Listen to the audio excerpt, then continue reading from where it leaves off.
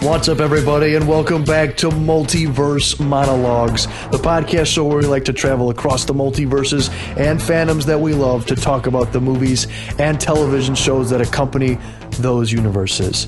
And today, we are going to a very special corner of the Star Wars galaxy, a very, I would say probably all the way out into the unknown regions, as this is dipping into non-canon material. Well, we are going to be talking about Star Wars, the holiday special, and I will not be doing it alone. I said we. I'm talking about me, and of course, my partner, Mr. Ethan Westloff. Ethan, how are you doing? I'm doing okay. I mean, it's post-Christmas, in between Christmas and New Year's at the time of this recording, and I would say I'm doing good. But the topic we're talking about today is the reason I'm less than good. I had to watch this piece of work, we'll say, and I'm not fully recovered yet, Ben. Yeah, I remember my first experience with this thing, as the Imperial officer pointed out to Chewbacca in A New Hope. That's what this is. It's a thing, and it's atrocious. But before we get into it, we're on YouTube, we're on Apple Podcasts, we're on Spotify. A subscription or a follow on any of those services would be greatly appreciated. But without further ado, let's hit the hyperdrive and head over to the Star Wars galaxy.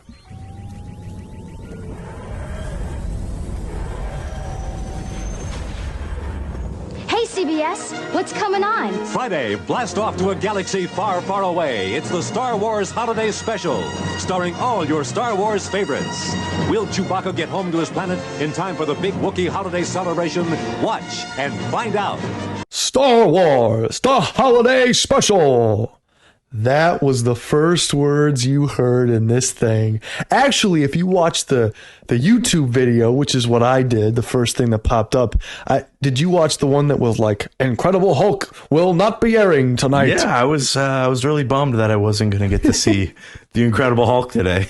That would have been way, way better than everything that unfolds in this holiday special. If you've never seen it, or even if you don't even know about this was... You're better off because of it. Absolutely. You are better off because of it. But this was... Oh, hold on. I've got a YouTube video later on that we're going to be playing. But Star Wars The Holiday Special was released in 1978, a year after A New Hope, or as it just was called back then, Star Wars was released. And Star Wars fever was at an all-time high. And basically, George Lucas wanted to create a special to create interest in merchandise. That was what he said. And whether or not that was the real reason behind it, he handed in a script about Life Day and Wookiees to the studio. But he did not have enough time really to oversee the production of this television thing. So, because he was busy making Empire. He was busy doing something good. Right, exactly. He is still one of the ones to blame for this, absolutely. But most of the blame goes to director Steve Binder and main writer Bruce Vilanch, which Bruce Vilanch is the main guy to really focus your hatred on. But these two were given it by the studio because the studio definitely wanted something good. They wanted to make something epic. And I believe I read somewhere that this was going to be a backdoor pilot into the lives of the Wookiees. Yes. George Lucas was very fond of them, as we know from the movie, his movie right before Star Wars, which was American Graffiti. He based Chewbacca off of his dog when he was driving in a car. So I guess he just really had an affinity for these things. So he really just went and created the worst thing possible. And the studio didn't want to do Wookiees because Bruce Vilanch was like, if we do this, all of these dialogue scenes are going to be... And that's what it is, because the first 8 minutes of this special is Wookiees talking to each other. You have no idea what they're saying. There's no subtitles. It's all based on context. Why the choice to not do subtitles, Ben? What do we think? Chewbacca didn't have subtitles in the original Star Wars. He had human characters to let us know what he was saying. I mean, Art Carney comes along. He's the old guy, and he kind of starts interpreting what they're saying. He also does a few other things that are questionable in this movie. But who even from the very start. I can't even be mad because it's just whack at this point. It's not canon at all. But from the very start, you were looking at this thing and you're like, what the heck? This is such a step. Imagine being someone in 1978. You get off of Star Wars and you're like, all right, this is the next thing. This is George Lucas. This is Star Wars. Mark Hamill, Harrison Ford, Carrie Fisher. Everyone is involved. Even James Earl Jones came and recorded some dialogue for this special. Some. Let's jump back to the years 2022. And to start this year, we got a fantastic film called Morbius. And leading up to the release of Morbius, we had trailers that hinted at a Spider-Man appearing in that.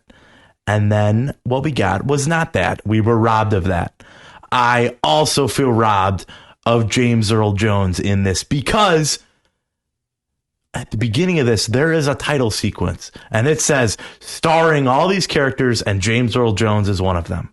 He recorded one piece of dialogue for this. And it was a cartoon. Yeah. The rest was stock footage from A New Hope. I know. I watched that last week when we did our New Hope podcast. So it's like, what? What happened? What happened here? It's so bad. Is there anything redeeming about this special? If you've never seen it, never ever watch it. Don't watch this. No, never do. Do not watch this. And the beautiful thing about this special being on YouTube is that right when you're watching it, even during or after, you get to scroll down and see what everyone else is thinking. And they're thinking the same thing as you, that this sucks. And one specific commenter was this guy. He said, I saw the first Star Wars 19 times in theaters. And when I turned this on, I got depressed and turned it off after 5 minutes. And the question is, who is this for? It's so odd because they want to do like, I guess, a variety show special with a bunch of different like acts. But it's the whole point of a variety segment is to advertise products that you're going to use and advertise like singing groups and stuff like that. There is a singing group in this, but most of the quote unquote products that are used are fictional and made up. So they serve no purpose. You spend 5 minutes on, I don't even know what you'd call like a Wookiee typewriter thing that this weird dude who like keeps like powering down, he's like advertising this. It's so odd. I'm going to play a clip right here just to show you how odd this is.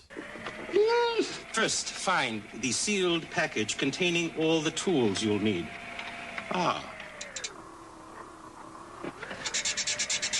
Try not to rip it open, because it makes a very handy storage case for your tools until you need them again. Now, this is the first thing you'll need. Please be careful not to hurt yourself on the sharp edges. Ow. And for those of you who just listened to that or watch that, I'm sorry. Because that's all of this whole thing. There's a weird, I mean, I'm just spitball here for a second. And I do believe that typewriter you're referring to is a translator of sorts, that the youngest Wookiee sends a transmission to the Empire later in the special. His name is Lumpy, I'm pretty sure. Lumpy. And then the dad is Itchy and the mother is Mala. Which I learned today are actually shortened names. They're full names. See if you can find them online. The full names of the Wookiees? They have full names. This is something I didn't know. Full names from the Wookiees from the holiday special. Yes. The full names for Mala the mom is Malatobuk, Itchy is Adichitik, and Lumpy is Lumpawarump or Lumpawaroo. Beautiful. Just beautiful. If you're starting a television series, those are the characters you want. Oh my gosh. So you've never seen this before. No. I just want to get your quick reaction, like straight off the bat. What did you think while watching it after you finished it? Because like I could almost say that it's like a traumatic experience. So I've always heard the rumors of this holiday special, and never once did I ever think that I would watch it. So sitting down to watch this was the worst 5 hours of my life, and it's not even 5 hours long. It felt that way. It felt that long. And Ben, I appreciate you called me later in the afternoon today after I watched it, and you asked me one very important question. Are you still alive? And Ben, I still do not know. I somehow survived watching this, and I just had to say, 15 minutes in, when we start doing a carnival segue with Itchy watching it, I knew that this was going to be way worse than I had ever anticipated. And it was awful, and also very delightful, because now I know I get to talk about it with you. If you can find a silver lining, that is it, because I knew that I was going to sit down here and talk to you about this. I wrote down as I was watching it, a sequence of events, because I knew that I was going to forget all of this in a haze. So I've never done acid or had an acid trip, but I have to imagine it is something like watching this special. So we talked about the head writer, Bruce Valanche. He admitted on a podcast that there was heavy amounts of cocaine that was used to write and direct this thing. Like heavy amounts. You feel it. You for real feel it. Because I'm legit serious. There are so many moments in this hour and 37 minutes that are legitimately now in 2022 disturbing. Like actually while you're watching, you don't even feel any sort of like, what the heck is it? You are genuinely disturbed in your mind. To give you an example, there's a cantina sequence that starts off actually like almost redeemable, because it's like, oh, okay, life on Tatooine. It's not going to be that bad, right? It's going to be like a cantina sequence. No, this weird white dude walks in to the cantina bar, and he's got this weird hairpiece, and you're like, what's going on here? Volcano-esque on the top of his head. Legitimately, and you're like, why is it like that? And then he leans over, and he's got a hole, and you're like, what? And then he pours his drink in his head, and he starts like saying like weird things to the bartender, and he even comes behind the bar and like grabs her, and he's like, I choose for you to mean like you're my love or something like that. Dude, legitimately some of the most creepy thing I've ever, like, oh my gosh. So the creepiest part about that is the Empire is watching this as a live feed, and then the feed ends with him holding her forcefully in her arms, and that's it. So what are we supposed to do? Are we supposed to like sit here and assume, And that's not even the worst part. That's not even close to the worst part in this special. I'm not even kidding you. Just to put it mildly, I want to get your reaction to this. I am not joking when I tell you this. I am not joking. Even the writers admitted to this. There is a softcore porn sequence in this film. And I'm not talking about like nudity of any sort, but like, I'm not even going to call it sensual. A Wookiee is being seduced by a virtual reality helmet. I am in your mind as you create me. Oh, yes. I can feel my creation.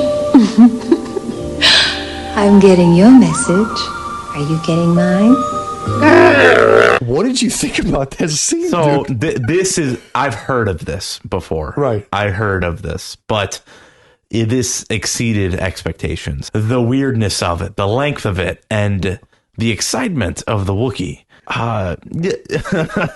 Who's this for? I asked that again. Who's this for? And I have to just take this moment to just bash every single actor and actress that had a part in this. I'm sorry. I don't care how much you got paid or how little you got paid or what they told you, what they promised you. This is ridiculous. And I've always wondered, I literally talked to you last night about this, Ben. Why does Harrison Ford hate Star Wars so much? We have our answer. It's because they made him do this. I would hate Star Wars too. Let's just say that. I mean, no, so near the end, Han Solo comes into the Wookiee's house, and he hugs them, and he's like, it's the worst acting line delivery probably in all of Star Wars. It rivals anything Anakin ever said in Episode 2. He's like, you guys just mean so much to me. You guys are like family to me.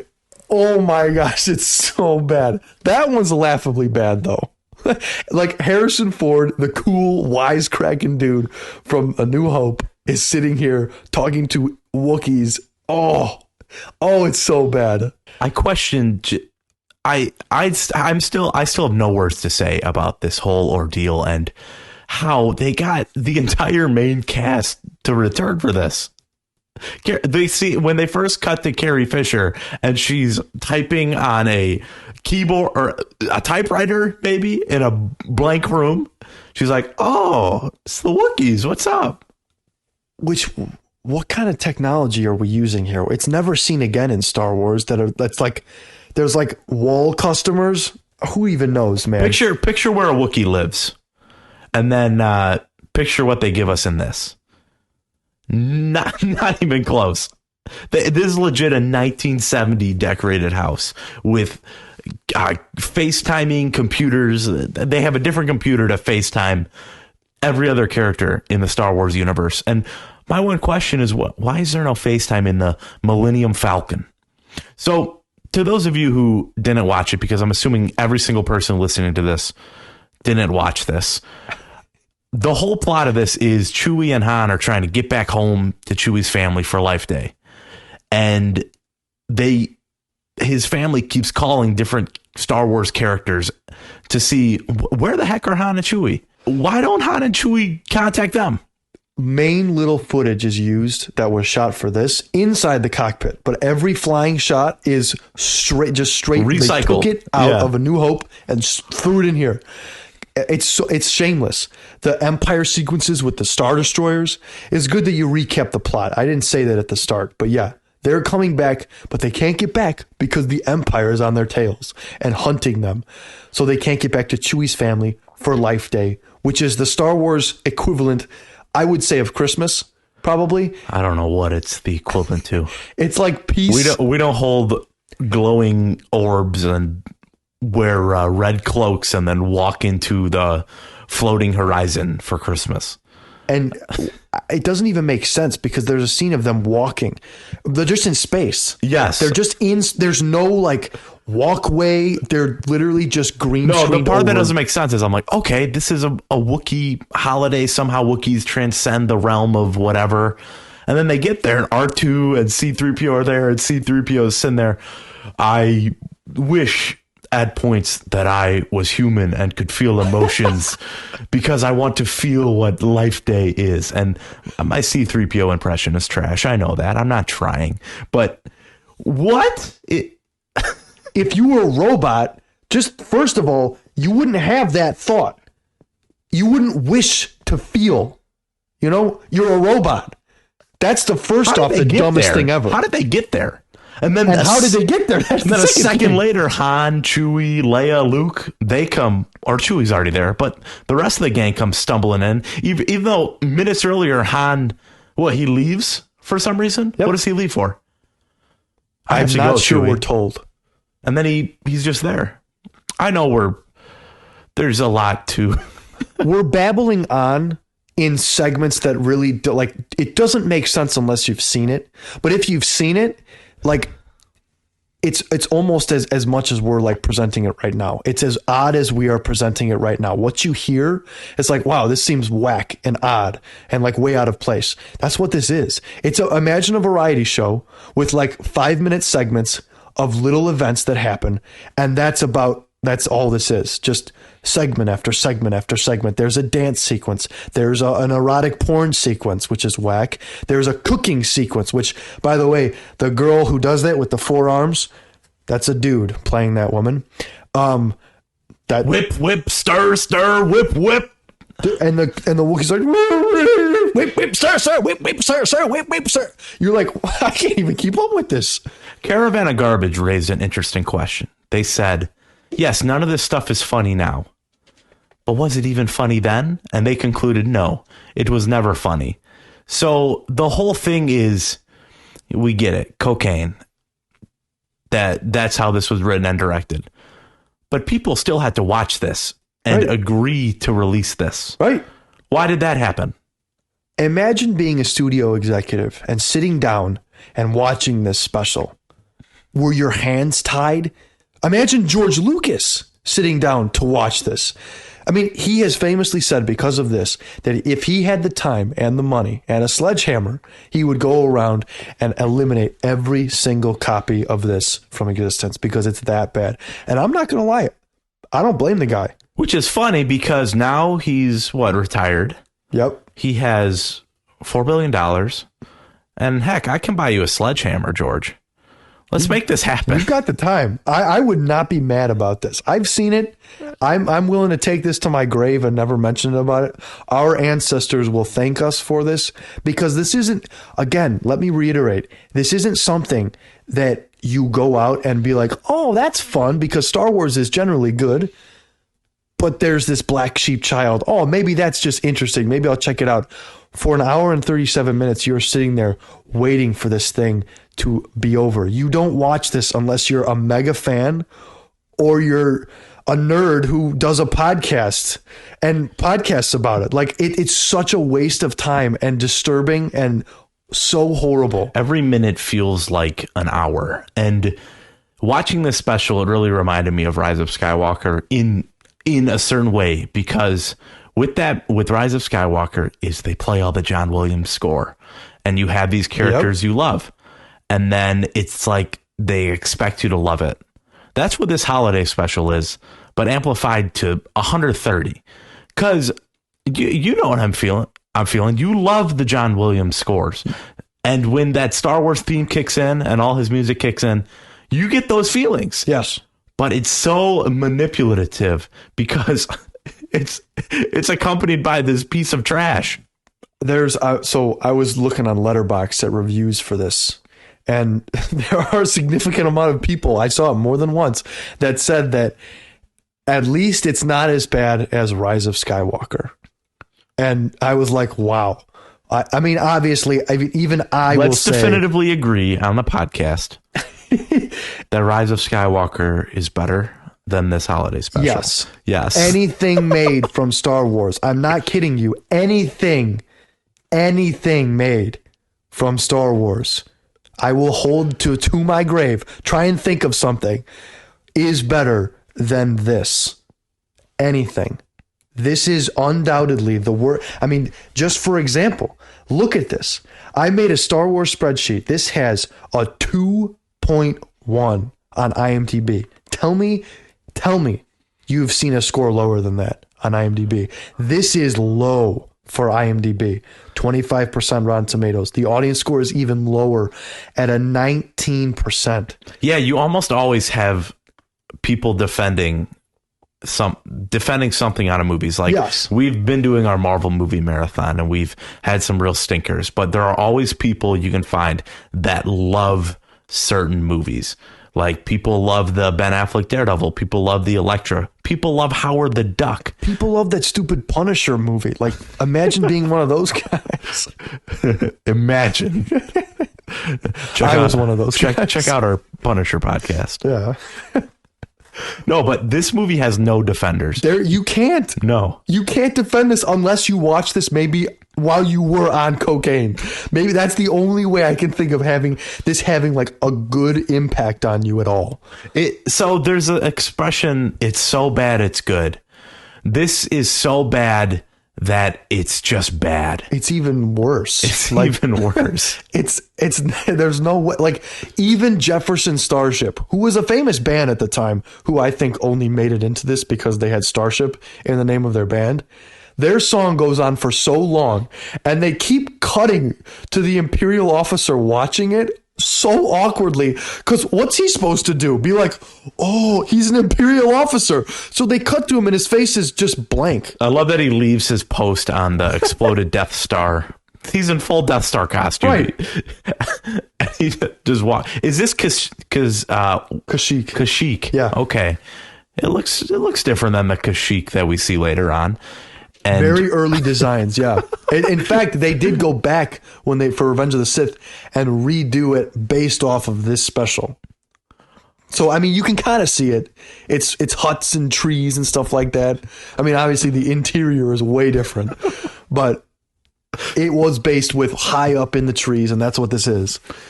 Yeah, Ben, I want to ask you, what is your favorite side story in this? You know, we have our main plot of the Wookiees waiting for Chewbacca to come home. But what is your favorite adjacent segment that they jump into? So that's actually easy for me, because as bad as this is, there is 10 minutes or so, I would say, that's actually not like cringe inducing. I want to gouge my eyes out. I'd say almost good. Almost good. Yeah. And it's the cartoon. Animated Are you talking about that one? Yes. Yeah. It's that cartoon. And that was supposed to be like a backdoor pilot. And the same animation is used in the animated television series that came out a few years later called Droids.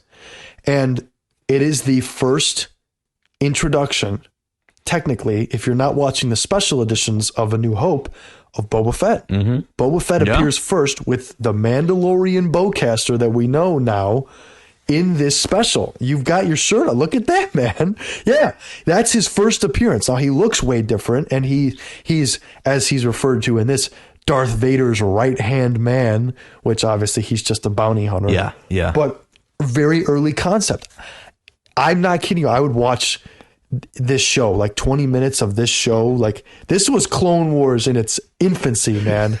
100%. OG Clone Wars right here. Yeah. OG Clone Wars for sure. No, when this animated sequence started, I felt relief, because it was enjoyable in a way, and it was a nice break from the treacherous hike that was the rest of this special. But in the context of Star Wars, is Itchy, the youngest Wookiee, watching a Star Wars show? Lumpy. Itchy is the horny grandpa. I apologize to any diehard Itchy fan out there. Lumpy, is he watching a Star Wars show based off the events of what happened? In his own story? Because Han and Chewbacca are on the run in that story. Yeah. So it's like, what happened here? Because we're at a point in the MCU where comics are written about the heroes inside universe. Right. So like we saw in Miss Marvel that there are a bunch of Captain Marvel comics. Mm-hmm. Is that the case with this show? Is this a show that is written about this team that defeated the Death Star and following them on their adventures? I don't understand. There's no answer. Because I think what they were trying to do was make try out new ideas. This was his way of like seeing what worked and throwing stuff at the fan. Like, he took some of this stuff and continued with it. But Boba Fett was one of the things he took on. But I think he really wanted to do like a serialized stories in Star Wars. That ended up being a lot more of the comics that they created. But it's the one point in the show that isn't horrible, you know? The animation is kind of weird at points, like Han Solo's face. It looks like a horse. His elongated face. He looks so like, this is one podcast where I wish up right now. Right, I wish we had like. You're probably gonna listen to this on Spotify or Apple Podcast. Like, I wish we could do pictures. I might even upload this to YouTube because it's that good. But some of this stuff is so whack that you just have to see it, like, to know what we're talking about. Han's face is so weird in the animation. So that was one of the things that maybe wouldn't have worked. But it's the one moment I would say, and even this moment is not like the worst. It wasn't even bad that it finally got released on Disney Plus. You can watch this short on Disney Plus. It's like 10, 11 minutes long, but you can watch the story of Boba Fett, the first like little thing, man. Yeah, it's the only part of the special that they put up on Disney Plus. with good reason, man. It's in the old Star Wars vintage catalog. This will never get released.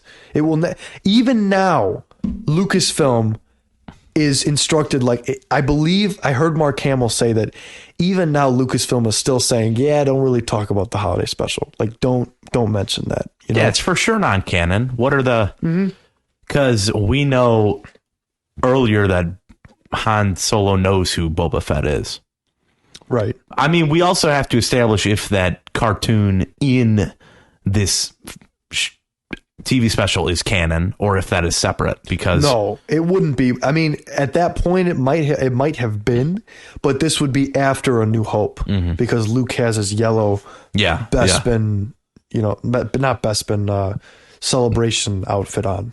But I don't know, man. Which we get the celebration theme at the end of this. We do. I mean, almost every theme that John Williams uses in A New Hope is recycled at some point during this special, like, I don't know.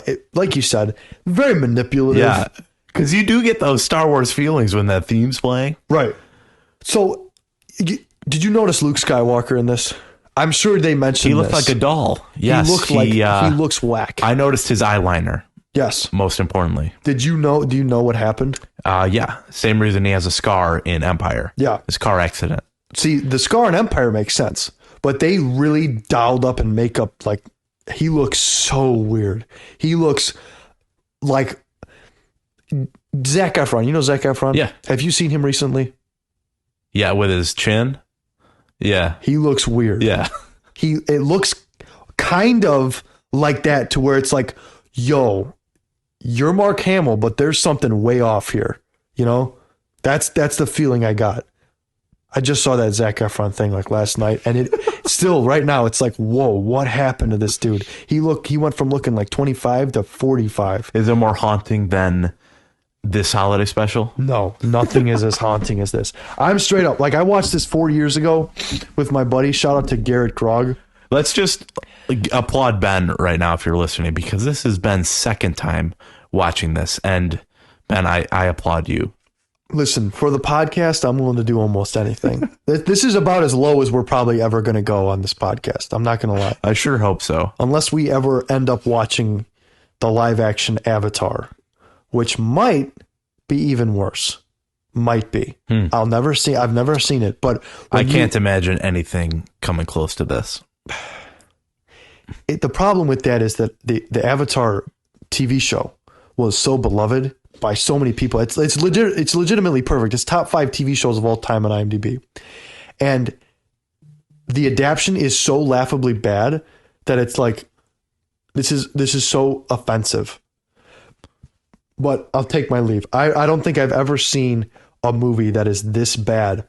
But it begs the question, what did the people who actually made it think? What did they really think about this holiday special? Because you mean watching it? No, like or making Mark it. Hamill, Carrie Fisher, Harrison Ford, like, they all made this thing. They all had to deal with the I mean, Carrie Fisher sings, man. Yeah. She insisted on singing. We celebrate this day of me. Dude, it's whack. So I have this clip right now that I was looking through clips of everyone on involved with the holiday special, and I have this clip of Mark Hamill. It's very, very interesting, man. And I'm going to play this here now for you, but let me know what you think of this. I'm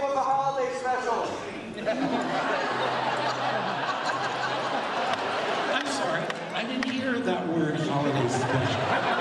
Do you know, after all these years, Lucasfilm is still saying, Mark, I wish you wouldn't talk about that. I read it and I said, this is awful. Why are we doing this? I said, I'm not doing this. So George says, look, it's just a way to keep the merchandising fresh in people's minds, and it's really a favor to me for the merchandisers. Oh, right. But I'm not singing. I was wondering if you could talk about the filming of the Star Wars Christmas special. I really don't remember except that song. I do. We celebrate our day of peace. This is a YouTube moment, isn't it? Of peace and harmony. That's all I really remember, except thinking, what is Art Carney doing with the Wookiees? I mean, and that is actually, I did get it. I asked for that. I did something for George. I asked for a copy of the Christmas special because he couldn't get it because it's just so bad and he's taking it off the market. And I had it. I invited people over and we started to watch it. It is so bad. It's not good. She said the best. It's so bad. It's not good. It's so bad it's good? No, it's so bad it's not good. Anthony Daniels has stuff to say about it. He said, don't watch it, you'll die. Harrison Ford, when asked about it, he literally just got quiet and was like, he kind of just shook his head and like he didn't have anything to do with it. They played the clip of him like talking to the Wookiees like, you guys are like family to me. And he was like, he just looked so disappointed on Conan. No one liked this thing. Mark Hamill, though, was quoted recently around the circuits saying that he's actually proud of the work that they tried to accomplish during this film. That was most recently. And so take that That's what him. you will. He's rewatching the holiday special after his portrayal in The Last Jedi. They at least got me right. They got me right. They got Luke way more right than the sequels did. 100% they did. But Princess Leia makes a great point. What is Art Carney doing with the Wookiees? He comes, he brings them gifts, and leading up to that porn sequence, he keeps hinting at this thing. And even before you get to it, you're like, what is he doing? Like, why? Like, he comes up, you're going to love this big guy. Yeah, like, oh, Itchy, I know what you like. And you're like, what? And it's just, it keeps cut. Like, I'm sorry to harp on this point too much. Everything else you can maybe see, okay, there's maybe a reason to do this and maybe someone will enjoy this. But this whole VR seduction sequence is the most questionable thing I think I've ever seen in my life. She literally is like, experience me. I am your fantasy. And then it cuts to Itchy in his chair. He's like, and he's like shaking. And I'm like, what the heck? This is so weird. And then she goes on for like 4 freaking minutes singing. What? How? What the heck? It is important to note that there is no Mrs. Itchy. Was he the grandpa or was he the uncle? I think he was the grandpa. He was grandpa. Or the uncle. Who cares, Ben? Who cares? It would be better it would make more sense if it was the uncle, the weird uncle. But I think it was grandpa. Grandpa Itchy. That sounds right. It is important to note that we haven't said this yet. Chewbacca has a wife in this. Yeah, what's up with that, man? And a son. Never mentioned ever again. And I also read that George Lucas's initial plan was to give Han Solo a Wookiee wife. What? Yes. No, because he loved the Wookiees so much. I'm sure Harrison Ford, that was one of the things like, absolutely not. If you do this, I am out. Well, it is funny to note that right after they filmed this special, they were also doing Empire. And then Empire is the movie that Harrison Ford demanded they kill the character. You have to wonder how much correlation is there. There's a correlation. There has 100%. to be. He did Indiana Jones, and then he was like, okay, I already have my series now. I don't need to be in this crap. There you go. That's just another reason why. Yeah. But you imagine being like Star Wars. Imagine if this was to happen today. You release Iron Man, right? 2008. It's like, wow, that's a great movie. Not revolutionary or anything, but it's really good, and it might spawn sequels. And you get this variety show. By today's standards, your universe would be tanked. You're canceled. You are not doing another thing ever. You are done. But thankfully, Empire was so good that it wiped this away from people's minds almost entirely, because the reveal of Darth Vader being Luke's father was so revolutionary that this was the first time, like, I mean, and including the hype train leading up to the film, but it was like, this is what Star Wars fans had leading up for almost a year, because this was 1978. Empire was not released for another 2 years. So like for a good year, this was like all people talked about for Star Wars. And I mean, I guess rumors leading up to it, but like, it's trash, man. This is straight trash. But thankfully, again, Empire is so good that we can now, like, I mean, looking back, no one ever has to watch this. No, yeah. And I wonder, how big was this at the time of when this came out? Like, how advertised was this? How hyped up was this? Because it almost feels like, because if this is the product you made, right, and you just wanted to release it because you spent all this time and money on it, then I'd say just like kind of backdoor it into CBS some random time and tell no one. Right. Why broadcast this before two very popular shows, Incredible Hulk or Wonder Woman? Yeah, you had to cancel both those shows for the night just so this could air. And you have to just admit the world is worse off because of it. What a waste. I mean, I will say this. John, Mr. Pilkington, has seen it. He literally has talked. I said, I'm going down to watch the holiday special. And he was like, ooh, that was so bad. It's so bad. It was right off of Star Wars. He watched it when it came out. Yeah. And he said, I'll never watch that again. It was so bad. He never really said anything else. But it was always, I mean, that would be the reaction that I had. Imagine that, dude. Imagine that. So bad. I mean, I don't even think we can do like, you have a favorite character. You have like, there's no like story, I guess. You know, do you have a favorite scene? I do wonder the script that George Lucas turned in. It had to have not had these variety segments in it, right? Because I feel like the core of his script maybe is okay. You know, you have Wookiees, right? Who I'm just trying to reason what happened with this. What maybe because did the George variety push? Segments are when it really goes off. You the feel rails. the crack cocaine right settle in. The main story also sucks, right? But it really gets bad. And I asked you earlier what your favorite variety segment was, and I'm going to ask you again, excluding the good animated sequence, because I feel like that's different. That isn't the cringe-inducingness that the rest of this is. Yeah. So which of these cutaways was to you the epiphany, it perfectly summarizes what this special is? It's gotta be the lumpy voice translator box, I feel like. Because you have a Wookiee. That's part of it. It's so weird. Like what's going on? This little thing. They keep doing close-ups of its eyes and it's awkward. You have this type thing that's not even a thing in real life. It's just weird.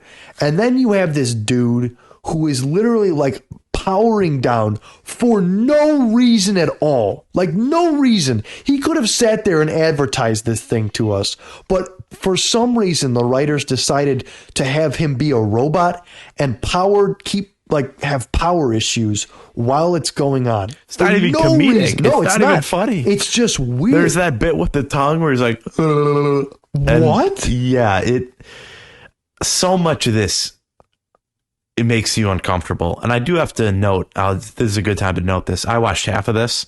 I paused it and I took a shower. To cleanse yourself from the unholy sin. Then I came back watching downstairs. I did some prayer and I finished this. It is that bad. It is that bad. It's that bad, guys. It's not a joke. It's just horrible. What would you say your favorite varieties? Well, favorite is a bad adjective to use. Not an adjective, but like, well, I say the one that perfectly summarizes what this special is that first one. The that when he one? goes to the chessboard. Oh yeah. And I'm like, okay, we're gonna get some chessboard just like in A New Hope. Nope. It is a carnival routine. And all these side quests or segues, they go on for so long. So long. I think so unnecessary. This would be 15 minutes long if it didn't have all these crapshoots in there. But the carnival one, I think, is just the perfect screenshot of what this is. Yep. You have Lumpy sitting there watching this, and it's horrible. No one wants to watch that. And it goes on for so long. It's like the music too is oh my gosh. Is it bad, man? Holy crap. When you finish it, you're just sitting there, you're like, I'm glad you called me. Because I wasn't able to sit with my thoughts, but you called me literally right after it ended. So I was able to like take my mind off it instantly. But like you sit there and you really contemplate, this is one of the 7 deadly sins right here. Thinking about it, you just need a cleanser. Your brain hurts like thinking about that cooking set. Like I know if I watch this in a kid, there are things in here that would haunt me to this day. Yes. The arm that comes out of the lady halfway through the segment, the cooking show, I legitimately was caught off guard, and I've seen it before. I'm like, whoa, what the heck? And she's sitting there like with crazy eyes, stirring the pot, like whip, stir, whip. I'm like, oh my gosh, what is going on? Oh my! It's nightmare inducing, man. It's so bad. I can't. Oh, I mean, we're gonna have to give this a score, and I guess now's the time to do it. Let's give it a score for sure. I mean, I have ranked this on my Star Wars ranking. I've given this a score myself, but I'm gonna shoot this to you first. What score would you give this? So we've never had a case like this before, but right? Can we do sub 1 scores? Like I would say we cannot go to negative. We're not going to negative, no. So, but yes, you can do sub negative. Not like you could do sub 1. You know what? I'll just stick with 1. I'm going 1. I'll go as physically low as I can. I know you said I could go sub 1. Right. But 0.000001 is they put something on television for us to watch, and you can watch it. I mean, that's what I get. So like it at least deserves a 1, you know? It deserves a 1 for doing the absolute bare minimum. 1 out of 10. Okay. Yeah. But that's it. Maybe I'm going to say that's for the Boba Fett special. That's where the 1 That's where the 1 comes in. You know, and I also give this a 1 as well. So our overall is a 1. Which I think is a little high, don't you think? I know. I'm sitting here thinking maybe we should go 0.5. I'll go 0.5. All you want right. to go 0.5? And we don't have to tell you guys why, because we just spent the whole last hour telling you why this is terrible. This gets a 0.5. 0.5 from Multiverse Monologues. With like, just look at this, man. Our score for the first Star Wars was 8.75. That was our average. This is a 0.5. This is so far below. Oh, it's so bad. For comparison, this is a 5%. So whenever I look at something and I go, if I had the actors and the resources and I could make something better, that's when you've truly failed. Because I can write a script better than this. And I'm not a writer. Yes. It's comforting to know that I could do better than this, because that is the bare minimum. Come on. It's easy to do something better than this. Like, even The Last Jedi, for all of its woes, is better than this. Who can say, man? Who even knows? I'm just so happy that this is behind us. I was not looking forward to this. I woke up today. I had work.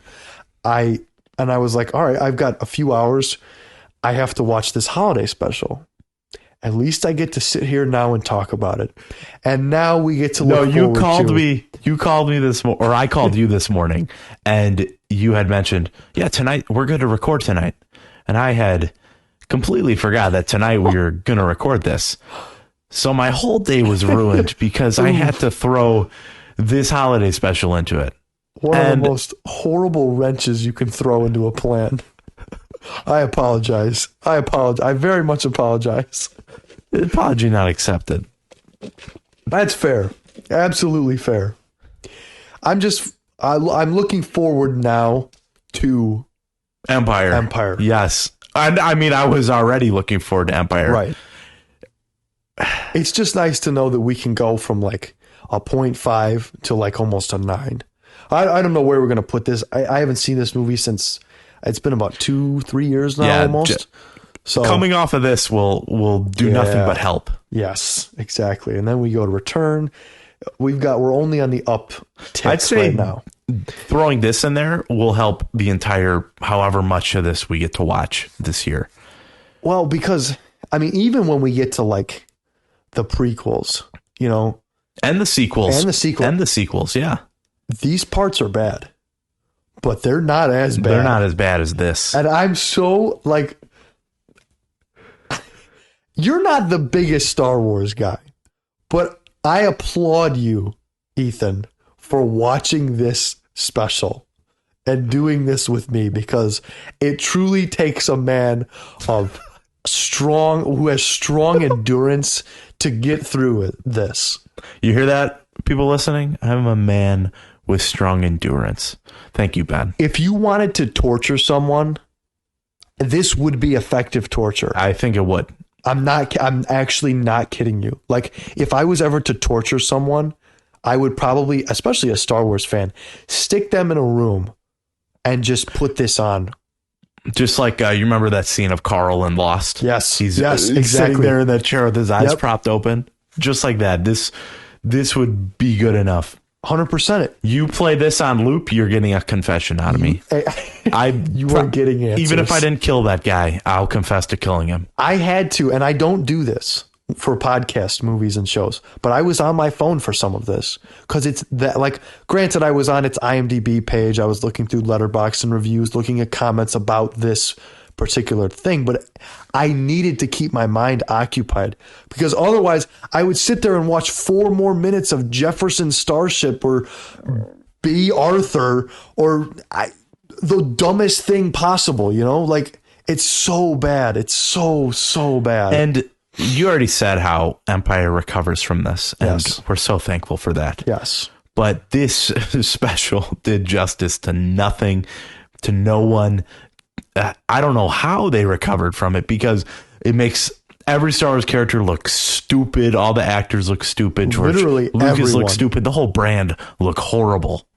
Like even Princess Leia, when she starts singing that song at the end, I was like, oh. Luke Skywalker, when he's talking to R2, like he's like, don't go in there, R2. And he's like, he's looking at the Wookiees making these weird facial expressions. And then Han Solo, who has the most horrible dialogue, you're like a family to me. Like, oh, it's so bad. I wish we could have feelings like you, the humans. Kenny Baker is famous for not portraying R2 in this special. They say R2D2 as R2D2. R2 as R2 because it was an like it was just electronic. They didn't use an actor. Kenny Baker did not come for this. So he was the one man who escaped from this horribleness that is the holiday special. But I mean, do you have anything? I think we've covered almost every cringe-inducing segment on this whole thing. Yeah, I just looked at my notes and we basically got everything.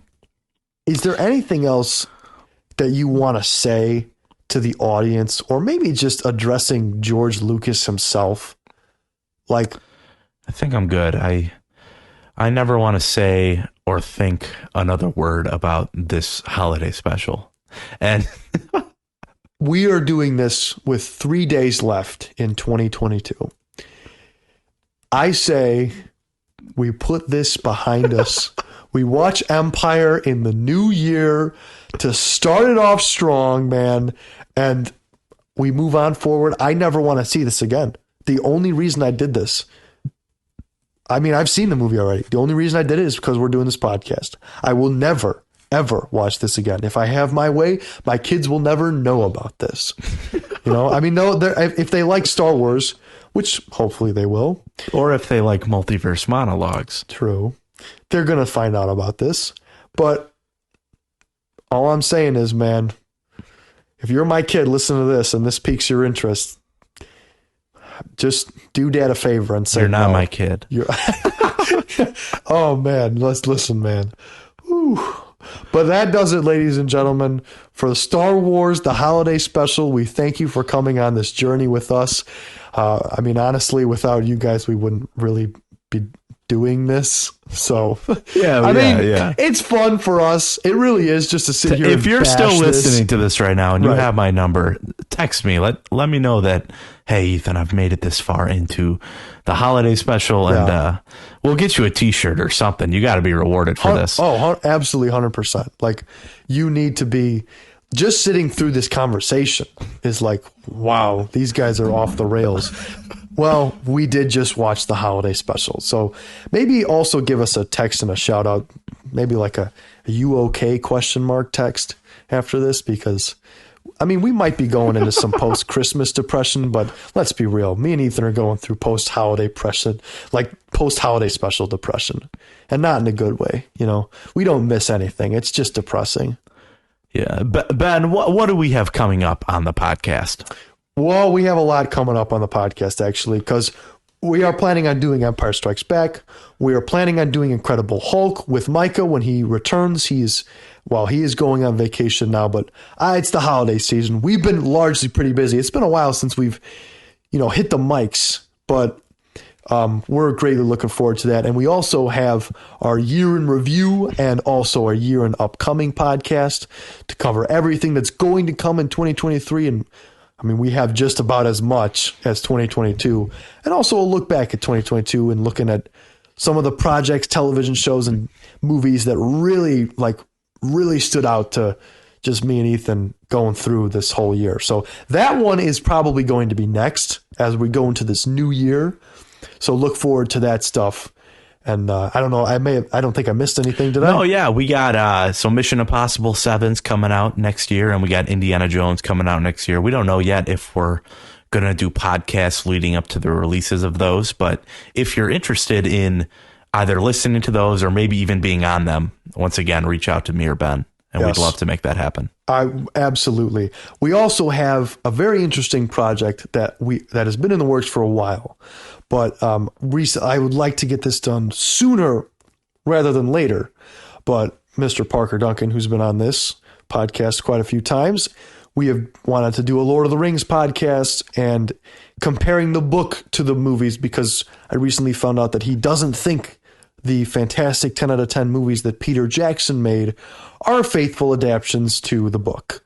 And I heavily disagree with him on that. Hopefully we are going to get out a debate of some kind on that, because I would certainly love to conversate with him on that subject matter. I love talking Tolkien anyway, so that is also in the works for Multiverse Monologues. So a lot going on. We would appreciate the support on any of the platforms previously mentioned: YouTube, Apple Podcasts, Spotify. But without further ado, this is probably the last podcast we're going to do in 2022. Way to go off with a bang. Maybe the last podcast ever. Maybe. You really never know because of the depression, as previously mentioned. But this is Ben Rayside. This is Ethan Westloff. Signing off. We all hope you have a fantastic day and a happy new year.